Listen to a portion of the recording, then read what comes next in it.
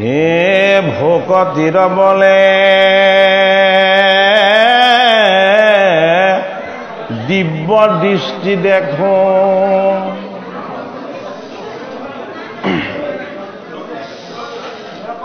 এ মৰণ অনেদেখে আনে সাক্ষাৎ, এ মৰণ সময়ে এ শৰণ পখিলো, এ ৰহুক ৰতি তোমাত, এ গোপী হব মহা গৰ্বে অন্ধ ভইল, এ তোমাৰ পায়া সন্মান, এই মহা অহংকাৰ এ দেখি তা সম্বাৰ, এটোতে ভইলায়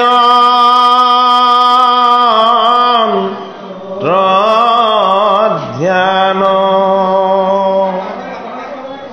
এ তোমাক নপাই এ প্ৰেম চৰি যাই,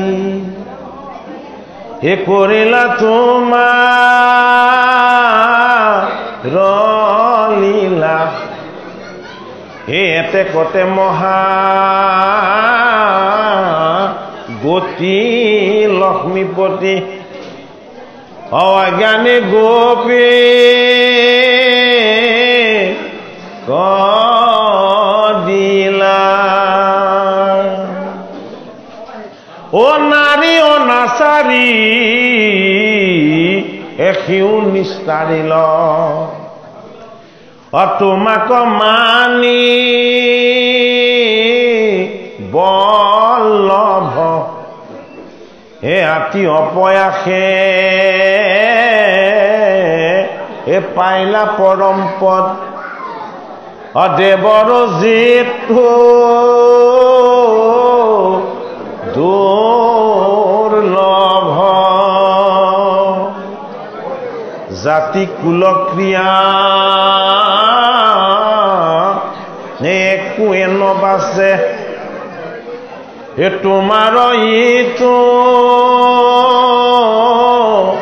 ভকতি, হে প্ৰাণবন্ধু এ তোমাক দেখে মাত্ৰ, এ ঠাকু কয় আমাৰ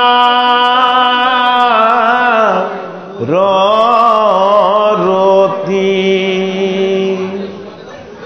এ তুমি কি জগত পূজ জগত দিব, এ প্ৰত্যক্ষে দেখি লো আমি, এ ৰাজসূয় যজ্ঞে এ যত দেৱ ঋষি, এ অৰ্চিলা সবে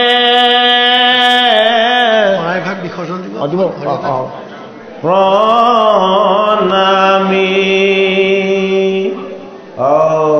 হৰি কৃষ্ণ, হে তোমাৰ মহিমা হে ৰূপ বখানন্তে, হে চাৰি গৈ লয় নুৰাগ, হে কিনো মোৰ ভাগ, এ হেন ঈশ্বৰক অৱন্তকালে পাই লো লাগ, অভৈলো কৃতাৰ্থ হে প্ৰাণনাথ, তোমাক দেখি সাক্ষাৎ এ দূৰ ভৈল ভেদ এ মোৰ হেৰা মোহ এৰাইলো মায়া ৰহাত এই বাক্য বুলি মনত দৃষ্টি দিয়া কৃষ্ণক কৰে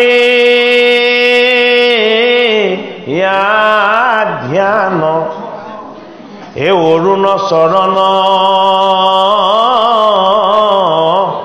এ মনে আলিঙ্গিয়া ভীষ্মে এৰিল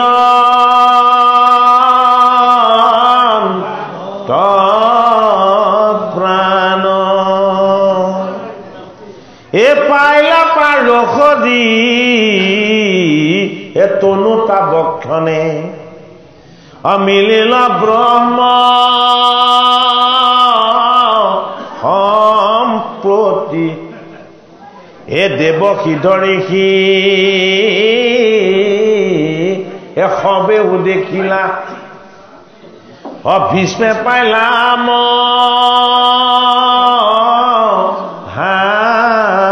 গতি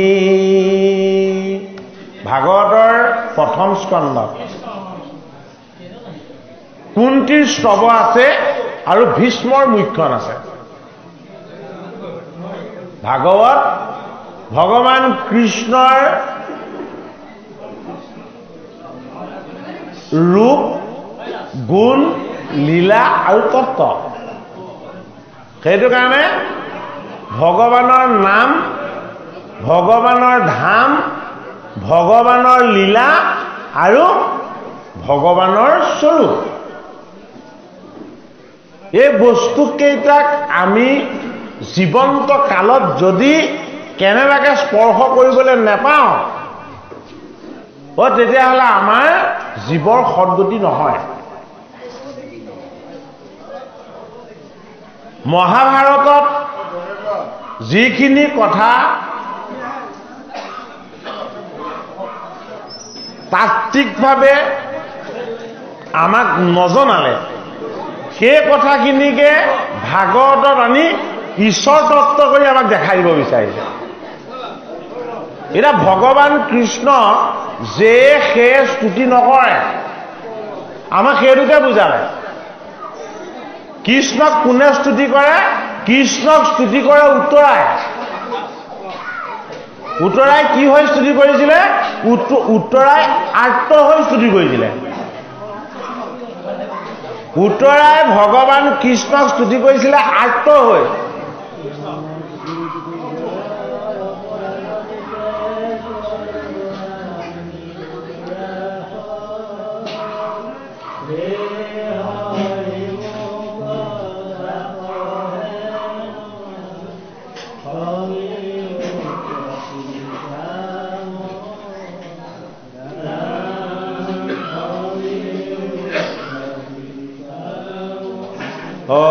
হৰি ৰাম।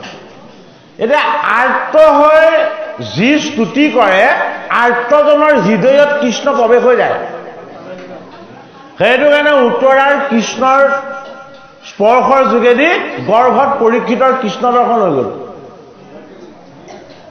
সেইটো কাৰণে আমি ঈশ্বৰক স্তুতি এটা উদ্দেশ্য বা লক্ষ্য লৈ কৰিব পাৰোঁ যে আমাৰ যেতিয়া বিপদ আহে, দুখ আহে, কষ্ট আহে, এইবিলাকৰ যেতিয়া ৰাস্তা চব বন্ধ হৈ থাকে যেতিয়া কৃষ্ণৰ দুৱাৰখন খুলি দিবলৈ কওঁ, তাৰ আগতে কিন্তু আমি সেইটো ৰাস্তা নিবিচাৰোঁ। আৰ্ত হৈ কৰা কৃষ্ণক স্তুতি প্ৰথম কাৰ? উত্তৰা। তাৰ পাছত আহি গ'ল কাৰ স্তুতি? কুন্তীৰ স্তুতি। কুন্তীৰ স্তুতিটো কি? কুন্তীৰ স্তুতিটো হ'ল নিষ্কাম।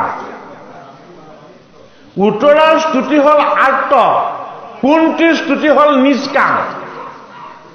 কুন্তীক যিটো লাগে জগতৰ কাকো সেইটো নালাগে। কুন্তীয়ে কৃষ্ণক কিয় স্তুতি কৰিছে? যে তোমাক যদি সুখ বিচাৰো তুমি দুখ দিয়া, তোমাক যদি সম্পত্তি বিচাৰো তুমি বনবাস দিয়া, হয়নে বাৰু?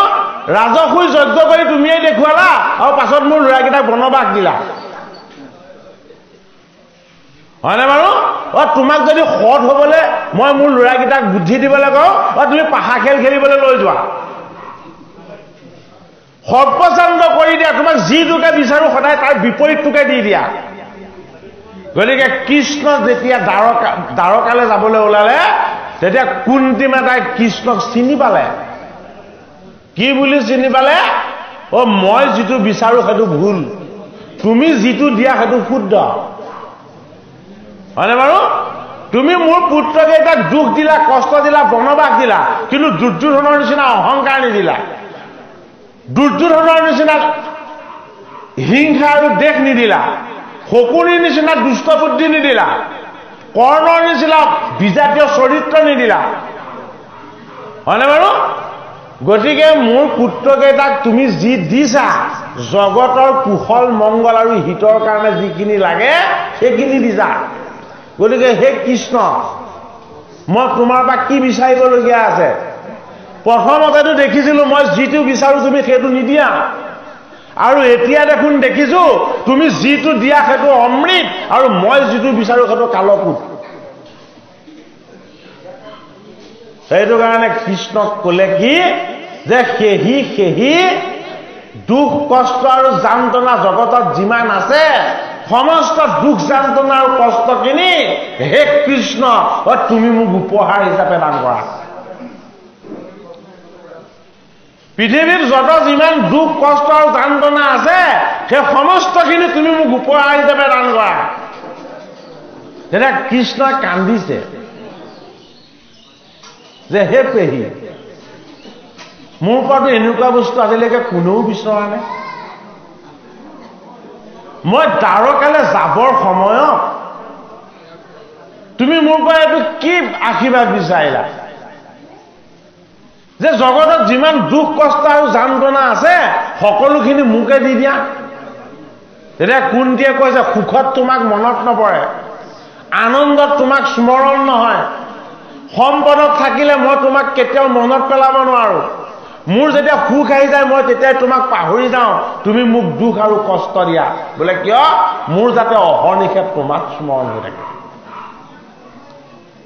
মই যাতে সৰ্বদা তোমাক মনত পেলাই থাকিব পাৰো মই যাতে তোমাক কেতিয়াও নাপাওঁ আৰু সুখ আনন্দ এইবিলাকত তোমাক মই স্মৰণ কৰিবলৈ পাহৰি যাম গতিকে যিমান দুখ আছে যন্ত্ৰণা আছে এইবিলাক দিয়া সেইবিলাকৰ পৰা পৰিত্ৰাণ পাবৰ কাৰণে মই কেৱল তোমাকেই যাতে স্মৰণ কৰি থাকিব পাৰো তেতিয়া ভগৱান কৃষ্ণই কুন্তি মাতাক যিটো দিলে আজিলৈকে জগতত সেইটো কাকো দিয়া নাই যে হে মোৰ পেহী তুমি মোৰ পৰা জীৱনত দুখ বিচাৰিছিলা মই তোমাৰ নাতিক এনেকুৱা এটা সম্পত্তি দিম জগতৰ কোনো জীৱ কেতিয়াও দুখীয়ে নহব এই জগতলৈ যিমান জীৱ আহিব তুমি মোৰ পৰা দুখ কষ্ট বিচাৰিছিলা এই জীৱবিলাকৰ যাতে কোনোদিন দুখ কষ্ট আৰু যন্ত্ৰণা কেতিয়াও নহয় মই তোমাৰ বংশত তেনেকুৱা এটা বস্তু দিম সেইটো কাৰণে অৰ্জুনক শোক আৰু মোহৰ পৰা মুক্ত হ'বৰ কাৰণে গীতা দিছে পৰীক্ষিতক জীৱনৰ যিমান দুখ কষ্ট অভিসম্পাদ আৰু যন্ত্ৰণা আছে সকলোবিলাকৰ পৰা উদ্ধাৰ হ'বৰ কাৰণে ভাগৱত দিছে হয়নে আৰু পৰীক্ষিতৰ পুত্ৰ পাণ্ডৱৰ নাতি হয়নে জন্মেজয়ক জীৱনৰ শিক্ষাখিনি দি গৈছে কোনে বৈশম্পায়ন ঋষিয়ে জন্মেজয়ে কি শ্ৰৱণ কৰিলে জন্মেজয়ে বৈশম্পায়ন ঋষিৰ পৰা মহাভাৰত শ্ৰৱণ কৰিছে কিয় মহাভাৰত শ্ৰৱণ কৰিছে জন্মেজয়ৰ পিতৃয়ে শ্ৰৱণ কৰিলে ভাগৱত ভাগৱত কি ভাগৱত হল নিষ্কাম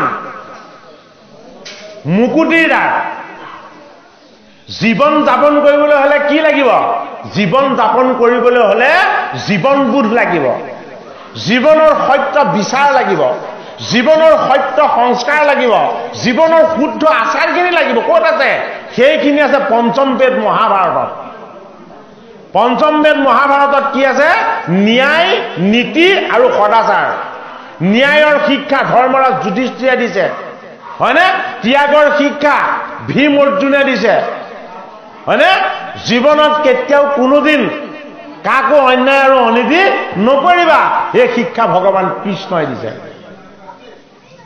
গতিকে মহাভাৰতত থকা ন্যায় নীতি আৰু সদাচাৰৰ তত্ত্বৰে আমি জীৱনৰ এই ৰজগুণী দেহটোৰ বন্ধনৰ পৰা মুক্ত হ'ব নোৱাৰিম।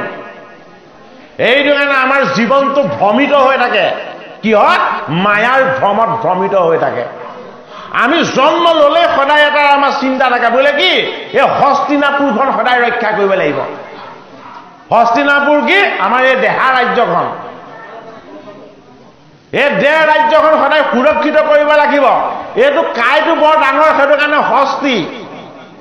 হস্তি মানে কি? হস্তি মানে পাপ। এই দেহাটো পাপৰ দুৰ্গ। এই দেহাটোৰ কাৰণে বেছি পাপ কৰা হয়। এই পাপৰ দুৰ্গটোৰ পৰা পাপ নাইকিয়া কৰিব লাগিব। হস্তি না মানে নাইকিয়া কৰি দিয়া। পুৰ মানে কি? পুৰ মানে গাঁও। এইখন এখন পাপৰ গাঁও। এই হস্তিনাপুৰ ৰূপী পাপৰ গাঁৱৰ পৰা পুণ্যবিলাকক ইয়ালৈ প্ৰৱাহ ঘটাব লাগিব। কেনেকে প্ৰৱাহ ঘটাম? পাপ হৈ থাকিব। কিয়? যদি দেহৰ সুৰক্ষা কৰিবলৈ সদায় বিচাৰো। এই দেহটোকে সুৰক্ষিত কৰিম বুলি প্ৰতিজ্ঞা কৰিছিলে কোনে? দেৱব্ৰতে, ভীষ্মই। তেওঁ মই হস্তিনাপুৰৰ ৰাজ্য সদায় সুৰক্ষিত কৰি ৰাখিম। দেহৰ ৰাজ্য কোনেও সুৰক্ষিত কৰিব নোৱাৰে। কোনে জানে? দৈৱকী নন্দন কৃষ্ণই জানে। কোনে নেজানে? ভীষ্মই নেজানে। এই দেহ ৰাজ্যখন সদায় সুৰক্ষিত কৰি ৰাখিব নোৱাৰে। এইটো কথা ভীষ্মই নোৱাৰে, নেজানে। এইটো কাৰণে দেহৰ তত্ত্বক সুৰক্ষিত কৰিব পাৰি কিহেৰে? ব্ৰহ্মচৰ্য আচৰণ কৰি। সেইটো কাৰণে ভীষ্ম আজীৱন ব্ৰহ্মচাৰী হৈ থাকিলে। ব্ৰহ্মচৰ্য হ'ল এক ব্ৰত। এই ব্ৰহ্মচৰ্য ব্ৰতত দিয়া বাক্য কেতিয়াও ঘূৰাই লোৱা নহয়। সেইটো কাৰণে ভীষ্মই যি বাক্য দিছে কোনোদিন ঘূৰাই লোৱা নাই। শান্তনুৰ নন্দন হৈ, গংগাৰ পুত্ৰ হৈ, গংগাৰ অষ্টম পুত্ৰ হ'ল ভীষ্ম আৰু দৈৱকীৰ অষ্টম পুত্ৰ হ'ল কৃষ্ণ। এজন বৈষ্ণৱ, সিজন বিষ্ণু। এই বৈষ্ণৱ আৰু বিষ্ণুৰ য'ত সংগম হয়, এই সংগমেই হ'ল ভাগৱত। কি হৈছে? ভাগৱতত ভীষ্মৰ মুখ্যন হৈছে। ব্ৰত পালন কৰিলে ব্ৰহ্মচৰ্যৰ, বাক্য সদায় ৰাখিলে, কেতিয়াও বাক্য এৰি নিদিলে। আৰু পিতৃৰ পৰা তেওঁ এটা বৰ পাইছিলে, বোলে কি? ইচ্ছা মৃত্যুৰ বৰ। কি ইচ্ছা? যদি 18 দিন সৰসজ্জাত শুয়ে থাকিব লাগে। ভীষ্মই সৰসজ্জাত 58 দিন শুই আছিলে, যান্ত্ৰণা কাতৰ অৱস্থাত। 58 দিন সৰসজ্জাত শুই থাকিও ইচ্ছা মৃত্যুক ল'ব নোৱাৰিলে। কিয় ইচ্ছা মৃত্যুটো ল'ব নোৱাৰিলে? ইমান কিয় কষ্ট খাই থাকিব লগা হ'ল? পৰীক্ষিতে 7 দিন ভাগৱত শ্ৰৱণ কৰি তক্ষকে দংশন কৰাৰ আগতেই মৃত্যুক আনি দিব পাৰিলে। গতিকে ভীষ্ম আমাৰ মনৰ ভ্ৰম তত্ত্বত আছে। কি ভ্ৰম তত্ত্ব? এই দেহাক সুৰক্ষিত কৰিব লাগিব। হস্তিনাপুৰৰ ৰাজ্যত মাত নিদিওঁ, কিন্তু এই ৰাজ্যখন বৰ্তাই ৰাখিব লাগিব। দুৰ্যোধনৰ অহংকাৰবিলাক সুৰক্ষিত কৰিব লাগিব। ধৃতৰাষ্ট্ৰৰ অজ্ঞান আৰু অবিদ্যাবিলাকক ইয়াত বৰ্তি থাকিবলৈ দিব লাগিব। এইদৰে জানো সদায় চলি থাকিব? নেথাকে। মনৰ ভ্ৰমৰ পৰাই উৎপত্তি হয় বিকাৰবিলাক। এইটো কাৰণে মনৰ ভ্ৰমটোতেই আমি বাস কৰি আছো। বোলে কি? যিটো সঁচা দেখিছো সেইটো মিছা হ'ব লাগিব, যিটো মিছা দেখিছো সেইটোহে সঁচা হ'ব লাগিব। সত্য কি? সত্য হ'ল আত্মা। সত্য কি? সত্য হ'ল পৰমাত্মা। মিছা কি? মিছা আমাৰ এই ৰজগুণী শৰীৰটো, দেহটো। এই দেহটো এদিন বিনাশ হ'ব। এই দেহটো জড় বস্তু। ই যৌৱন বাগৰাৰ লগে লগে কি হয়? সি ক্ষয় হ'বলৈ আৰম্ভ কৰে। গতিকে দেহৰ সুখ, দেহৰ ভোগ, দেহৰ বিলাস এইবিলাকত দৃষ্টি নিদি আত্মাৰ সুখ, আত্মাৰ আনন্দ আৰু পৰমাত্মাৰ চৰণ সেৱা এইবিলাকৰ প্ৰতি যাতে আমি দৃষ্টি দিওঁ। ভাগৱতৰ প্ৰথম স্কন্ধতে দিছে কি? কুন্তি স্তৱ। কুন্তি আমাৰ জীৱনৰ সাত্বিক কৰ্তব্যবোধখিনি, জীৱনৰ সাত্বিক কৰ্তব্যবোধখিনিক কোৱা হয় কুন্তি বুলি। জীৱনৰ পুণ্যময় প্ৰবৃত্তিবিলাকক কোৱা হয় পাণ্ডু। সাত্বিক কৰ্তব্যবোধ আৰু পাণ্ডুৰ বন্ধন হ'ব লাগিব। তেতিয়া কি হ'ব? তেতিয়া পঞ্চপাণ্ডৱ আহিব। যদি সাত্বিক কৰ্তব্যবোধ আৰু পুণ্যময় প্ৰবৃত্তিবিলাকৰ বন্ধন নহয়, মনৰ ইচ্ছাৰে যিটো মন যায় তাকে যদি কৰি দিয়ে, তেতিয়াহ'লে বিজাতীয় কৰ্ণৰ সৃষ্টি হ'ব। কুন্তীয়ে গুৰুমন্ত্ৰ পৰীক্ষা কৰাত লাগি গ'ল। সন্তান লাভ হয় নে নহয় সেইটো লাগি গ'ল। কি হ'ল? মনে যিটোকে কৰিব বিচাৰে তাকে কৰি দিলে। কি হৈ গ'ল? বিজাতীয় সন্তান সৃষ্টি হৈ গ'ল। কোন? কৰ্ণ। ক্ষুদ্ৰ পুত্ৰ হৈও সদায় অৱহেলিত। যিটো কৰিব লাগে সেইটো নকৰে, যিটো নকৰিব লাগে সেইটো কৰে। হয় নে নহয়? কৰ্ণৰ চৰিত্ৰটো লৈ আমি সদায় দুখ কৰোঁ, কিন্তু ইমান দুখ কৰিবলগীয়া একো নাই। কৰ্ণই আমাৰ জীৱনৰ এটা বেয়া দিশে দেখাইছে। বোলে কি? আমাৰ জীৱনৰ বিজাতীয় কৰ্মবিলাক, যিটো বিবেকৰ বিবেচনাৰ চিন্তনৰ ভাৱৰ গভীৰতাৰে নকৰি মনৰ চঞ্চলতাৰে যিটো কৰা হয় সেইটোক কোৱা হয় বিজাতীয় কৰ্ম। কুন্তীয়ে গুৰুমন্ত্ৰ পৰীক্ষা কৰিলে, নিজৰ যি ইচ্ছা তাকে কৰিলে, আৰু তাৰ ফলত কৰ্ণৰ উৎপত্তি হ'ল। এই কৰ্ণক ভগৱান কৃষ্ণই মতা স্বত্বেও পাণ্ডৱৰ পক্ষলৈ নাহিলে। বোলে কিয়? সজাতীয় কৰ্মলৈ বিজাতীয় কৰ্ম কেতিয়াও নাহে। গতিকে মহাভাৰতৰ পৰা আমাৰ জীৱনৰ সুসংস্কাৰখিনি আমি গ্ৰহণ কৰিব লাগিব। আমি যাতে আমাৰ মনটোক ভ্ৰমিত কৰি কৰ্ণৰ দৰে বিজাতীয় ফালে আমি কেতিয়াও ধাৱমান নকৰাওঁ। গতিকে মন মনা ভৱমাদ ভুক্তা মদিউজি মাম নমস্কুৰু মাম এব বৈশ্বশিবক্তা বানম আত্মনম মৎপৰায়ণ। হে মোৰ সখা অৰ্জুন, বোলে কি? তোমাৰ মনটো যাতে দুৰ্যোধনৰ নিচিনা নহয়, দুঃশাসনৰ নিচিনা নহয়। তোমাৰ মনটো যাতে কৰ্ণৰ নিচিনা বিজাতীয় নহয়। তোমাৰ মনটো যাতে শকুনিৰ নিচিনা দুষ্ট বুদ্ধিযুক্ত নহয়। তোমাৰ মনটো যাতে আনন্দময় কৃষ্ণ হৈ যায়, তাৰ কাৰণে তুমি কি কৰা? মন মনা ভৱমত ভুক্তা মদিউজি মাম নমস্কুৰু। অমুতে মাত্ৰ সদা দিয়া মন মোৰ ভক্ত হোৱা সৰ্বক্ষণ। হে মোকে পূজা মাত্ৰ মোকে ৰানম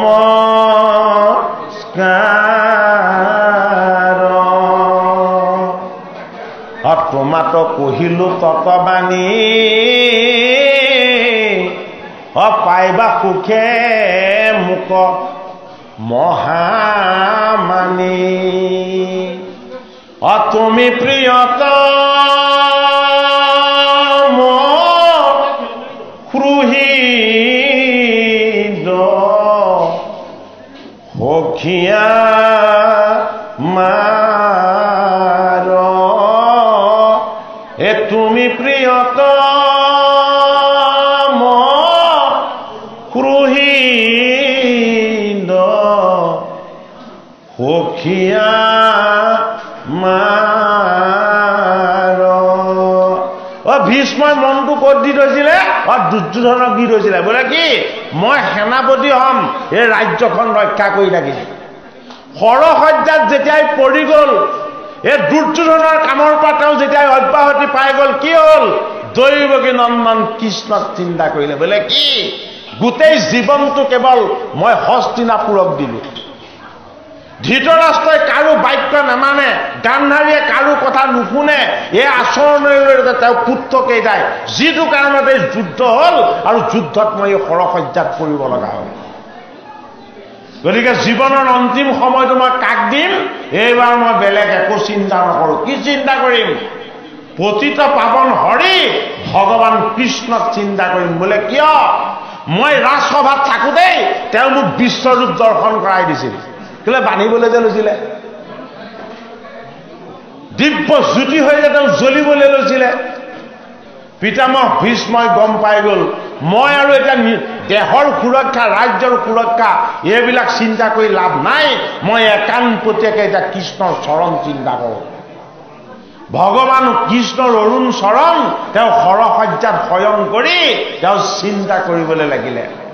আৰু ভগৱান কৃষ্ণৰ লগতে তেওঁ ভাৱেৰে, চিন্তনেৰে আৰু মনেৰে তেওঁ নিজেই আলোচনা কৰিবলৈ লাগিলে। হে কৃষ্ণ, তুমি মোৰ ঈশ্বৰ, মই তোমাৰ সেৱক বোলে কি, তুমি মোৰ পিতা মাতা, মই তোমাৰ পুত্ৰ বোলে কি, মোৰ প্ৰতিজ্ঞা ৰাখিবলৈ তুমি তোমাৰ প্ৰতিজ্ঞা ভংগ কৰিলা।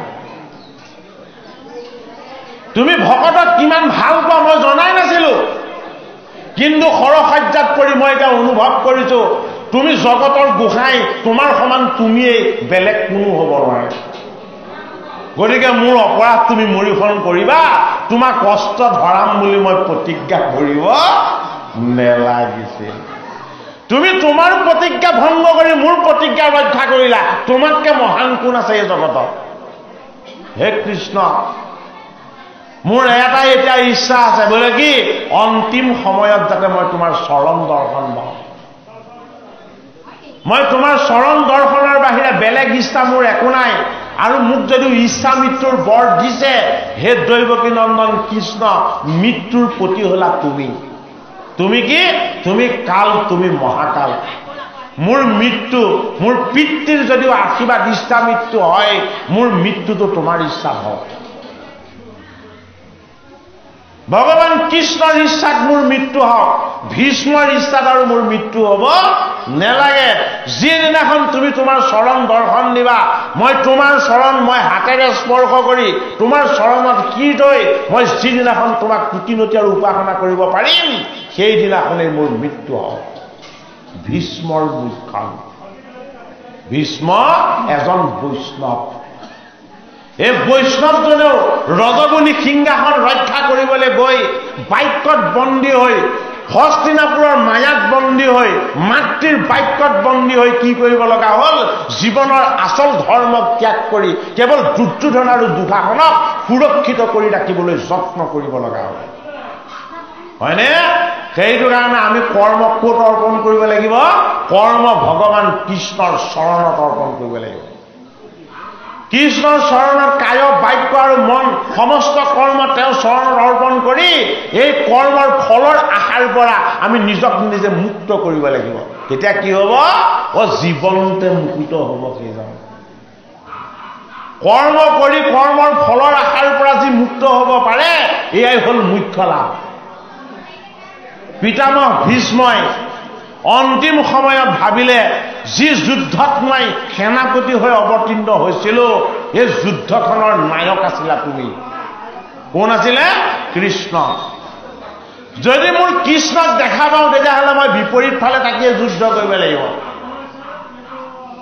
কৃষ্ণক দেখা পাবলৈ হ'লে ভীষ্ম ক'ত থাকিব লাগিব? বিপৰীত ফালে থাকিব লাগিব। তুমি আৰু মই যদিও একেটাই তত্ত্ব, অথচ তোমাৰ পক্ষত যে মই থাকিব নোৱাৰিলো, এইটোৱে হ'ল মোৰ জীৱনৰ আটাইতকৈ ডাঙৰ দুখ। হে কৃষ্ণ, অন্তিম সময়ত মই জীৱনৰ সকলো দুখ যান্ত্ৰণা আৰু কষ্টৰ পৰা মই নিবৃত্তি বিচাৰো। বোলে কি, মোৰ প্ৰাণৰ পাণ্ডৱক আৰু বাসুদেৱ কৃষ্ণক মই সদায় ভাল পাওঁ আৰু সদায় শ্ৰদ্ধা কৰোঁ, সেই সকলক যাতে মই অন্তিম সময়ত দেখা পাওঁ।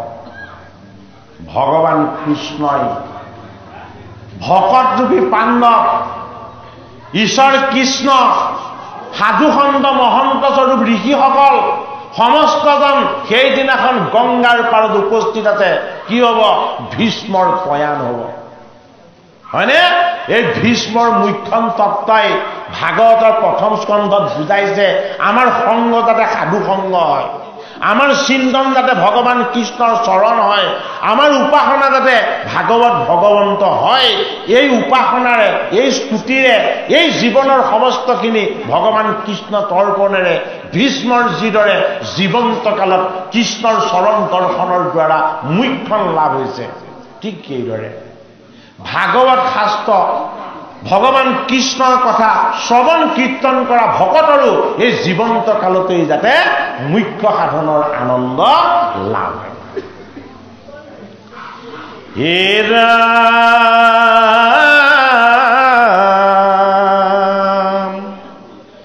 হে বৈলন্ত সমস্ত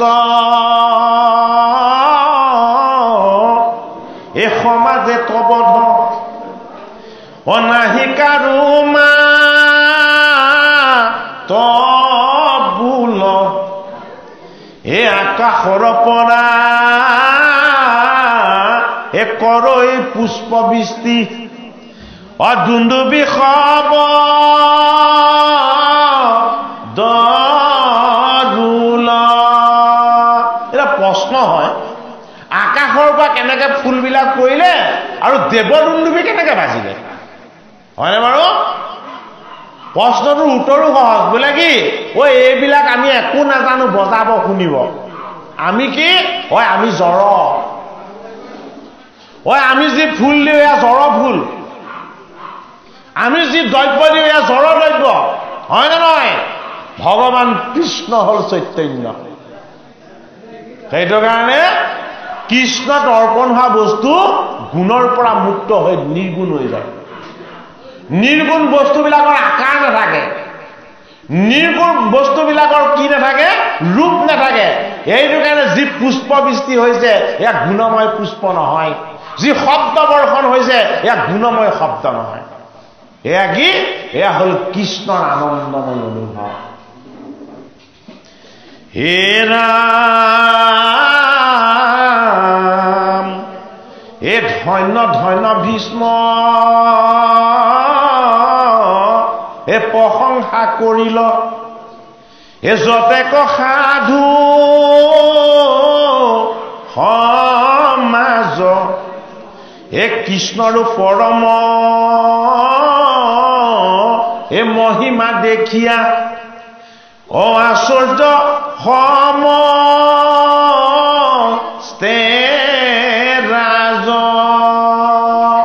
এটা মহিমা কাৰ প্ৰকাশ পালে কৃষ্ণৰ প্ৰকাশ পালে কেনেকে কৃষ্ণৰ মহিমা প্ৰকাশ পালে এইজন ভগৱান কৃষ্ণক যোগীয়ে হৃদয়ত নাপায় এইজন ভগৱান কৃষ্ণক তপস্বীসকলে তপস্যা কৰি নাপায় এইজন ভগৱান কৃষ্ণক সহস্ৰ বছৰ উপাসনা কৰি পৰম বৈষ্ণৱ শিৱয়ো নাপায় এইজন কৃষ্ণৰ চৰণ সদায় চিন্তা কৰি থাকে ব্ৰহ্মাদেৱেও নাপায় এইজন পতিত পাৱন কৃষ্ণই এই ভীষ্মক অন্তিম সময়ত কি কৰিলে চতুৰ্ভুজ ৰূপত দৰ্শন দি দিলে এয়াই কৃষ্ণৰ মহিমা যে তোমাৰ স্তুতি তোমাৰ উপাসনা আৰু তোমাৰ একান্ত ভকতিত মই সন্তুষ্ট হওঁ মোক সন্তুষ্ট কৰিব পাৰি মই ইমান জটিল নহয় যিমান জটিল বুলি ভবা হয় মই ইমান কঠিন নহয় যিমান কঠিন কৰি দেখুওৱা হয় পিতামহ ভীষ্মই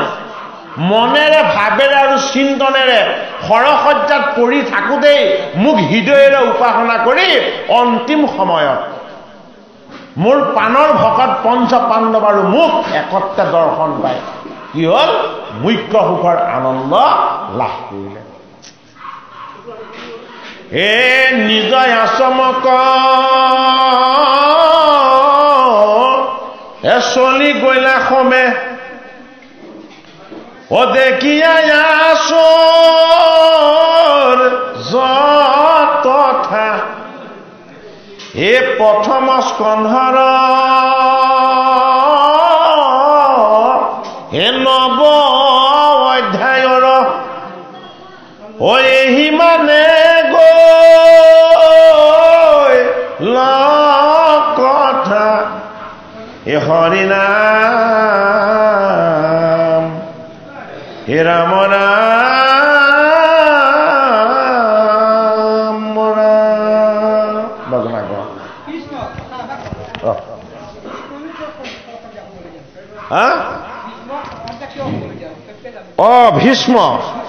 ভীষ্ম অষ্টবসুৰ যিজন বসুৰ নাম আছিলে বিভা বসু 8জন অদিতিৰ পুত্ৰ এই বিভা বসু আৰু বাকী 7জনক তেওঁলোকৰ ভাৰ্যাসকলে খুব জেদ ধৰিলে কি বুলি জেদ ধৰিলে যে ব্ৰহ্ম ঋষি বশিষ্ঠৰ লগত কামধেনু আছে ব্ৰহ্ম ঋষি বশিষ্ঠৰ লগত কামধেনু আছে বোলে কি এই ধেনুক একো বিচাৰিব নালাগে নিবিচৰাকে যি লাগে দি থাকে গতিকে অষ্টবসুৰ ভাত যায় জেদ ধৰিলে বোলে কি আমাক কামধেনু আনি দিব লাগিব অষ্টবসুৱে কৈছে এয়া বশিষ্ঠৰ সাধনাৰ ফল এয়া বশিষ্ঠৰ সাধনাৰ ফচল এইটো আনিব পৰা নাযাব কিন্তু অষ্টবসুৰ ভাত যায় নেমানিলে কি হ'ল 7 জনে খেদিলে আৰু বিভা বসুৱে এই কামধেনুৰ ৰছীডাল হাতত ধৰি চুচুৰাই আনিলে কলৈ আনিলে ব্ৰহ্মাৱৰ্তলে ভাৰ্যাসকলক সন্তুষ্ট কৰিবলৈ আৰু যেতিয়াই বশিষ্ঠই স্নান কৰি আহি এই কামধেনুৰূপী গাভীক নেদেখি বশিষ্ঠ কুধিত হৈ গ'ল যে মোৰ সাধনাৰ ফচলৰূপী কামধেনু কোনে হৰণ কৰিলে কি কৰিলে ব্ৰহ্ম শাপ দি দিলে যে মোৰ কামধেনুক যি চুৰ কৰি নিছে সেই 7 জনে মৰ্ত্যত নৰ হৈ জন্ম লৈ দুখ সান্তনা আৰু কষ্ট ভোগ কৰি জীৱন কটাইহে শেষত মুক্তি সাধন কৰিব পাৰিব কি হ'ল অষ্টবসুৱে গৈ ভক্তি মাতা গংগাক স্তুতি কৰিলে যে ঋষিৰ শাপ জগতৰ তাপ দুখ কষ্ট যিমান আছে হে মাতা গংগা তুমি সকলোকে উদ্ধাৰ কৰি দিব পাৰা বশিষ্ঠ ব্ৰহ্ম ঋষি তেওঁ যেতিয়া অভিসম্পাত দিলে আমি মৰ্ত্যত গৈ নৰ হৈ জন্ম লৈ দুখ কষ্টৰ যান্ত্ৰণা ভোগ কৰিব লাগিব গতিকে আমি নৰ হৈ জন্মহে ল'ব বিচাৰো নৰদেহৰ দুখ কষ্ট আৰু যান্ত্ৰণা আমি বহন কৰিব নিবিচাৰো আমাৰ কথাটো কি আমি জন্ম হলে মৰিব নাজানো হয় না নহয় আমি যদি জন্ম হওঁ মৰিব নাজানো বোলে কি আমাৰ এটাতকে ভয় মৃত্যুলৈকে এই অষ্টবসুৱে গংগা মাতাক স্তুতি কৰি সন্তুষ্ট কৰিলে সন্তুষ্ট কৰি গ'লে তুমি জগতৰ মাতা সকলোকে উদ্ধাৰ কৰোঁতা হে ভক্তি মাতা গংগা আমি তোমাক ভজিছো আৰু উপাসনা কৰিছো তুমি আমাক উদ্ধাৰ কৰিব লাগিব এটা গংগাই ক'লে কোনো চিন্তা নকৰিবা মই যদিও দেৱজনী মই যদিও কায়যুক্ত নহয় মই যদিও ৰূপযুক্ত নহয় মই যদিও গুণযুক্ত নহয় মই মৰ্ত্যত গৈ এগৰাকী মোহমৰী নাৰীৰ ৰূপ ল'ম দেৱীৰ ৰূপ ল'ম মোৰ ৰূপত শান্তনু বিভোৰ হ'ব এই শান্তনুৱে মোক বিবাহ কৰাবলৈ আহিব আৰু মই তেতিয়া তেওঁক বাক্যত বন্দী কৰাই ল'ম কি কৰিলে গংগা নদীৰ পাৰত গংগা দেৱীয়ে প্ৰত্যক্ষ হৈ শান্তনুক দেখা দিলে হে দেৱী কোন তুমি বুলি সুধো দেই শান্তনুক মোহিত কৰিলে যে মই স্বৰ্গৰ অপেশ্বৰী মই এই মৰ্ত্যত এজন ভাল স্বামী বিচাৰি আহিছো যিজন স্বামীয়ে মোৰ প্ৰতিটো কথাই শুনিব যিজন স্বামীয়ে মোৰ বাক্যত কেতিয়াও জেদ নধৰিব যিজন স্বামীয়ে মই যে তেওঁ অৰ্ধাংগিনী এইটো প্ৰতি মুহূৰ্তত অনুভৱ কৰিব মই তেনেকুৱা এজন স্বামী বিচাৰি আহিছো তেতিয়া শান্তনুৱে ক'লে মই তোমাক বাক্য দি দিলো বোলে কি তুমি যি কৰিবলৈ ক'বা বা তুমি যি ইচ্ছা কৰিবা মই তাক কেতিয়াও বাধা নকৰো প্ৰথম সন্তান জন্ম হ'ল উঠাই দিছে গংগাত দ্বিতীয় সন্তান জন্ম হ'ল উঠাই দিছে গংগাত কাৰণ অষ্টবসুক তেওঁ ইয়াত আনি উদ্ধাৰ কৰিবলৈ আহিছে তেওঁ সেই সন্তানৰ প্ৰতি মোহ নাই ভক্তি মাতা মোহৰ মালিকেই নহয় ভক্তিৰ নাম হ'ল গংগা আৰু যেতিয়া যিজন বসুৱে এই ৰছীডাল ধৰি আনিছিলে সেইজন আছিলে বিভা বসু সেইজনে আছিলে ভীষ্ম কি হ'ল অষ্টম পুত্ৰ ৰূপত যেতিয়া তেওঁ জন্ম হ'ল নদীত উঠাবলৈ যেতিয়া গংগাই নিবলৈ ল'লে তেতিয়া শান্তনুৱে গংগাৰ হাতটোত ধৰিলে যে হে দেৱী তুমি মোৰ 7টা সন্তানে নদীত উঠাই দিলা মই তোমাক একো কৰা নাই কিন্তু মই যেতিয়া ইয়াৰ পৰা মৃত্যু হৈ বিদায় ল'ম এই ৰাজ্যখন কোনে ৰখিব মোৰ এই বংশৰ ক্ৰমটো কোনে ৰক্ষা কৰিব গতিকে তুমি এনেকুৱা অন্যায় নকৰিবা এই সন্তানটোক তুমি নদীত উঠাই দিবলৈ নিব নেলাগে তেতিয়া গংগাৰ কাৰ্য সিদ্ধি হ'ল গংগাই কি কৰিলে ঠিক আছে তোমাক মই পুত্ৰ সন্তান দিলো আৰু মই এতিয়া বিদায় ল'লো লগে লগে গংগাই শান্তনুক এই পুত্ৰ সন্তানটো দি আকৌ তেওঁ নিজৰ স্থানলৈ গুচি গ'ল তাৰ পাছত আকৌ কি কৰিলে সন্তানটো শিশু হৈ থকাৰ কাৰণে গংগাই আকৌ কোলাত তুলি লৈ গ'ল ব্ৰহ্মাৱৰ্তলৈ। গংগাই শৈশৱৰ পৰা এই দেৱব্ৰত সুশিক্ষা দিলে, বোলে কি তোমাৰ পিতৃয়েই ভগৱান, পিতৃৰ বাক্য কেতিয়াও তুমি লংঘন নকৰিবা। গংগাই দিছে। তোমাৰ পিতৃ আৰু ঈশ্বৰৰ লগত একো পাৰ্থক্য নাই, বোলে কি তুমি সদায় পিতৃৰ সুখৰ কাৰণেহে জীৱন জীৱা, তোমাৰ সুখৰ কাৰণে জীৱন নিজিবা। গংগাই দিছে শিক্ষা কাক? দেৱব্ৰত পুত্ৰক। সেইটো কাৰণে ভীষ্মই যি কৰিলে কেৱল পিতৃৰ সুখৰ কাৰণে কৰিলে, নিজৰ সুখৰ কাৰণে একো নকৰিলে। সেইটো কাৰণে কি ভীষ্ম হল বৈষ্ণৱ। বিষ্ণুৰ যশ গুণ আৰু লীলাৰ তত্ত্বক এই জগতত যি প্ৰচাৰ কৰিবলৈ আহে সেইজন হল বৈষ্ণৱ। আগৰ জন্মত কোন আছিলে? বিভা বসু আছিলে। এজন বসু আকৌ কৃষ্ণৰ জন্মত আহিছে কোন? নন্দ। নন্দও এজন বসু আছিলে। আৰু অন্য এজন বসু আছিলে কোন? অন্য এজন বসু আছিলে উদ্ধৱ। উদ্ধৱো আগৰ জন্মত এজন বসুৱে আছিলে। পিতামহ ভীষ্ম জন্মৰ আৰু কিমান শ বছৰৰ পাছত এই পৰিঘটনাবিলাক ঘটিছে। গতিকে জগতৰ হৰিৰ ঈশ্বৰ তত্ত্বটো আমি এই মৰ্ত্যৰ মানৱ হৈ জন্ম লৈ আমাৰ চিন্তন ভাৱ ভক্তিত যাতে আমি ঈশ্বৰ কৰ্ম সদায় সাক্ষাৎ কৰিব পাৰোঁ, এই বিষয়ৰ কথাখিনি আমাক জানিবলৈ এই শাস্ত্ৰভাগে দিছে। বাপজনাই সুধিলে ভীষ্ম কোন আছিলে, আমি আমাৰ গুৰুৰ কৃপাত যি পাইছিলোঁ সমস্তখিনি আপোনাক কৈছোঁ, আৰু কিবা দায় দোষ হ'লে মোৰ ৰিফাণ্ড কৰিব। কৃষ্ণ তাপানি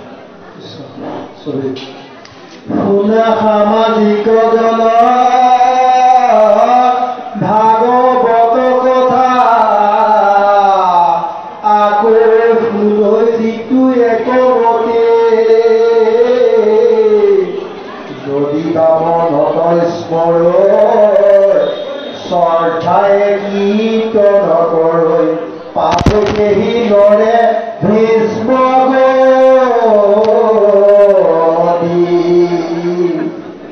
ৰাম জপ তপ তীৰ্থস্থান নলাগে ধাৰণা ধ্যান কেৱলে ভকতি গতি সাধ কৰন্তে নাহিকে কষ্ট অলপো নাহিকে নষ্ট আকৌ এক বিঘিনিত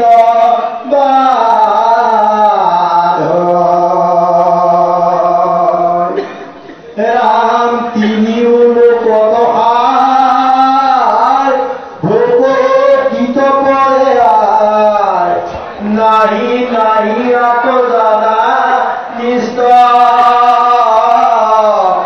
হৃদয়ত ৰূপ তাহান মক স্মৰৈ শিকিজন মহন্ত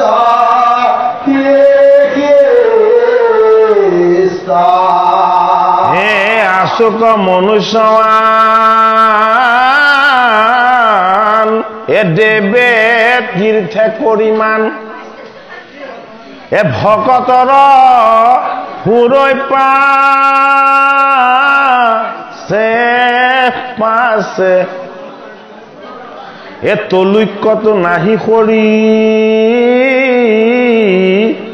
অজ্ঞানী তো কৰ্মীটো কৰি এ ভকতেহে শ্ৰেষ্ঠ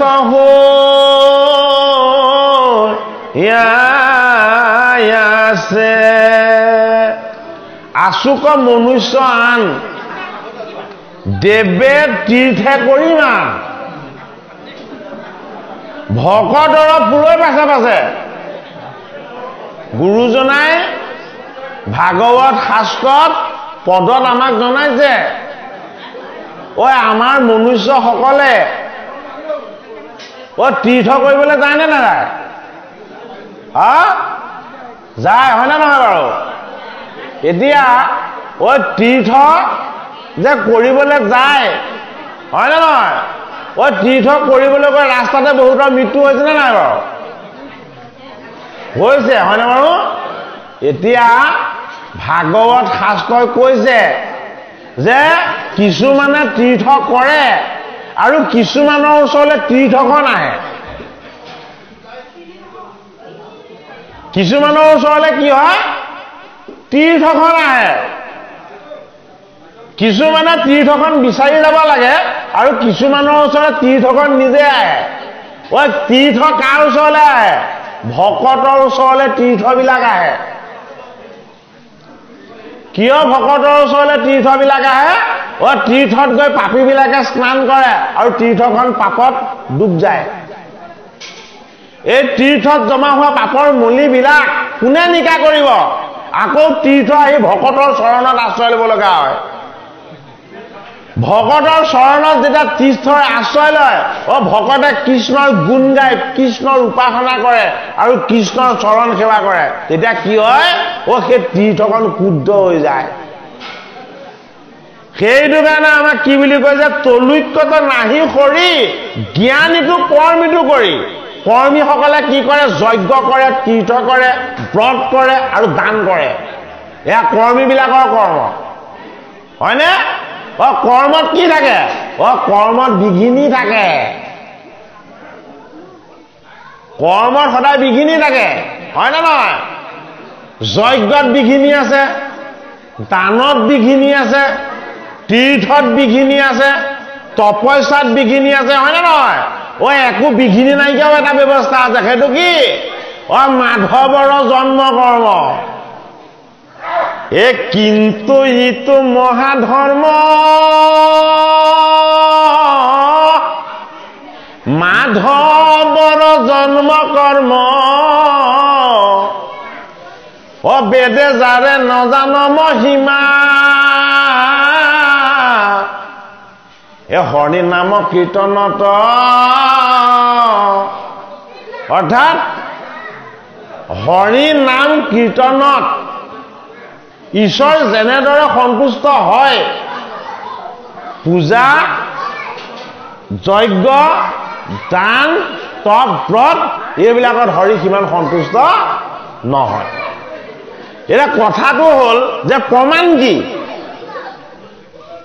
হৰি নামত যে ঈশ্বৰ বেছি সন্তুষ্ট হয় তাৰ প্ৰমাণ কি আৰে ভগৱান কৃষ্ণই কৰি দেখুৱালে বোলে কি ৰাজসুই যজ্ঞ পাতিলে ব্ৰাহ্মণৰ চৰণ ময়ে ধোৱালো কোনে ধুৱাইছিলে ব্ৰাহ্মণৰ চৰণ কৃষ্ণই ধুৱাইছিলে হয়নে নহয় ৰাজমহালৰ ৰথিয়া কাক পাতিছিলে দুৰ্যোধন দুঃশাসনক পাতিছিলে দ্ৰব্যবিলাকৰ ৰখীয়া পাতিছিলে হয় নে নহয় ৰাজসুই যজ্ঞৰ অগ্ৰভাগ কাক দিব লাগিব কোনে কৈছিলে এই পিতামহ ভীষ্মই কৈছিলে ভীষ্মই কি বুলি কৈছিলে ভীষ্মকে সুধিছিলে সহদেৱে শেষত যে যজ্ঞৰ অগ্ৰভাগ কাক দিয়া যাব তেতিয়া পিতামহ ভীষ্মই কি উত্তৰ দিছিলে যে বাসুদেৱ কৃষ্ণৰ বাহিৰে ইয়াত দ্বিতীয় কোনো নাই বাসুদেৱ কৃষ্ণই হ'ল দৈৱকীৰ নন্দন জগতৰ হৰি তেওঁই হ'ল আটাইতকৈ শ্ৰেষ্ঠ দেৱতা এইজন দেৱতাকে যদি অগ্ৰভাগ দিয়া যায় তেতিয়াহ'লে ইয়াতকৈ আৰু মই বেলেগ শ্ৰেষ্ঠ উপায় একো দেখা নাই যজ্ঞ হৈ গ'ল পাণ্ডৱৰ কি হ'ল ৰাজসুই যজ্ঞ সমাপ্ত হ'ল তাৰ পাছত পাণ্ডৱৰ কি হ'ল তাৰ পাছত পাণ্ডৱৰ পাশা খেলিবলৈ মন গ'ল কৰ্মত বিঘিনি আছে কৰ্মত বিঘিনি আছে কি বিঘিনি আছে কৰ্মত নিৰাকাৰ উপাসনাৰ ঈশ্বৰ তত্ত্ব নাই এইটো কাৰণে কৰ্মৰ বিঘিনিটো ক'ত লাগিলে কৰ্মৰ বিঘিনিটো লাগিলে দুৰ্যোধনৰ ওচৰত কি বিঘিনি লাগিলে এতিয়া আমাৰ 3D চিষ্টেম যিটো আহিছে ধৰিবই নোৱাৰি জল নে স্থল হয়নে বাৰু তেনেকুৱাকে বিশ্বকৰ্মাই নগৰখন নিৰ্মাণ কৰিছিলে দুৰ্যোধনে জল বুলি ভ্ৰম কৰিছে স্থল বুলি ভ্ৰম কৰিছে আৰু তাকে দেখি কি কৰিলে দ্ৰৌপদী আদি নাৰীসকলে নিন্দা কৰিলে যজ্ঞত যদি কাৰোবাক নিন্দা কৰা হয় তাৰ পৰা পাপ আহি যায় এই পাপ একোৱে খণ্ডন কৰিব নোৱাৰে সেইটো কাৰণে কি হ'ল পাণ্ডৱৰ পাশা খেলিবলৈ মন গ'ল দুৰ্যোধনৰ লগত পাশা খেলিলে আৰু সৰ্বশান্ত হৈ বনবাসী হ'ব লগা হ'ল এয়া যজ্ঞৰ দুখ কি যজ্ঞৰ দুখ? ৰাজসুই যজ্ঞৰ পৰা উৎপত্তি হোৱা দুখ।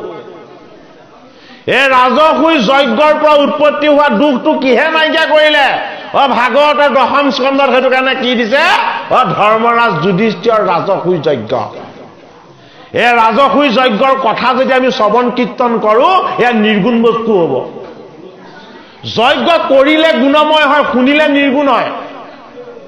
কিন্তু সেই যজ্ঞৰো কথা আছে আকৌ। সেই যজ্ঞৰ অগ্ৰভাগ কিন্তু কৃষ্ণক দিব লাগিব। যি যজ্ঞৰ অগ্ৰভাগ কৃষ্ণক দিয়া নহয়, সেই যজ্ঞৰ কথা আমি শ্ৰৱণ কীৰ্তন কৰিব নেলাগে। এইটো কাৰণে দক্ষ যজ্ঞ দিছে ক'ত? ভাগৱতৰ 4ৰ্থ স্কন্ধত। এই কথাবিলাক আমি শিকিব লাগিব, জানিব লাগিব, বুজিব লাগিব। শাস্ত্ৰতনো এই কাহিনীবিলাক কিয় দিছে? দক্ষ ব্ৰহ্মাৰ পুত্ৰ ব্ৰাহ্মণ হৈ বৈষ্ণৱকনো কিয় নিন্দা কৰিছে? হয়নে বাৰু? বৈষ্ণৱক নিন্দা কৰিলে যিমান পাপ হয়, কৃষ্ণক নিন্দা কৰিলে সিমান পাপ নহয়। তাৰ প্ৰমাণ ৰাজসুই যজ্ঞত শিশুপালে কৃষ্ণক গালি পাৰিছিলে, কৃষ্ণক নিন্দা কৰিছিলে। শিশুপাল পাপমুক্ত হৈ গ'ল। আৰু দক্ষ যজ্ঞত ভগৱানক নিন্দা কৰা নাছিলে। এই মহাবৈষ্ণৱ শিৱক নিন্দা কৰা হৈছিলে। আৰু দক্ষৰ কি হৈ গ'ল? দক্ষ শিৰচ্ছেদ হৈ গ'ল। গতিকে ভাগৱত শাস্ত্ৰই আমাক বুজাইছে বোলে কি? ভকতক নিন্দা নকৰিবা। ভগৱানক নিন্দা কৰিলে পাপ নহয়, ভকতক নিন্দা কৰিলে মহাপাপ হয়। গতিকে আমি এই শিক্ষা ল'ব লাগে। আমি কাৰো নিন্দা প্ৰশংসা কৰাৰ প্ৰয়োজন নাই। আমি কাৰ কথা পাতিব লাগে? আমি সৎ কথা, ভাল কথা, বিদ্যা বুদ্ধিৰ কথা আৰু ভগৱান কৃষ্ণৰ চৈতন্য কথা। এই কৃষ্ণৰ গীতা ভাগৱতৰ চৈতন্য কথাৰ যদি শ্ৰৱণ কীৰ্তন হয়, তেতিয়া আমাৰ কি হয়? আমি গম নোপোৱাকৈ আমাৰ কায় বাক্য আৰু মন শুদ্ধ হয়। গুৰুজনাই আমাক উপদেশ দিছে ভাগৱতত। কি বুলি উপদেশ দিছে? যে হে নৰ নাৰীসকল, তোমাৰ এই দেহটো কি? তোমাৰ এই দেহটো এখন তীৰ্থ। এই দেহটো কি তীৰ্থ? এখন মুকুতিৰ দ্বাৰ। আমাৰ দেহাটো কি?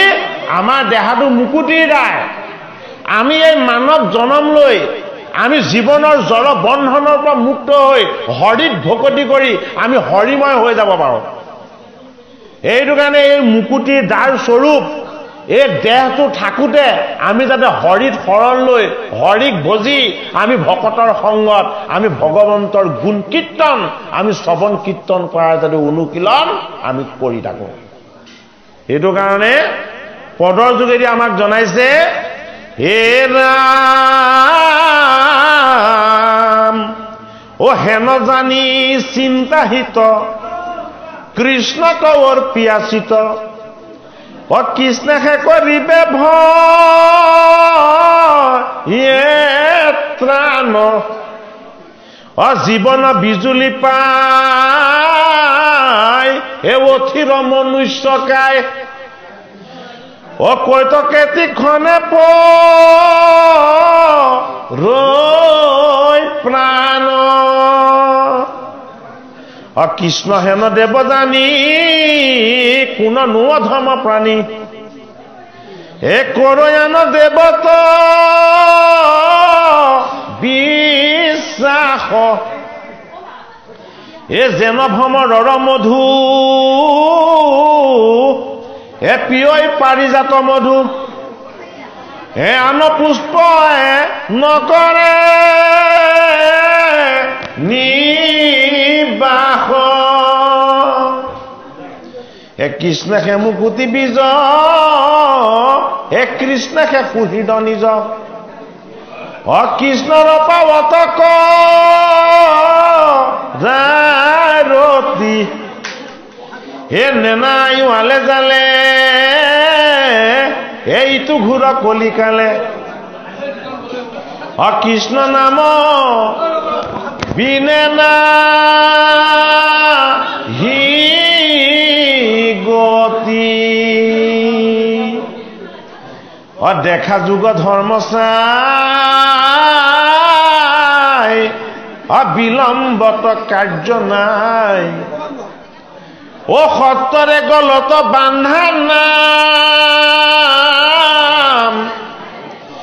অনমৰা বিষয় ভুলে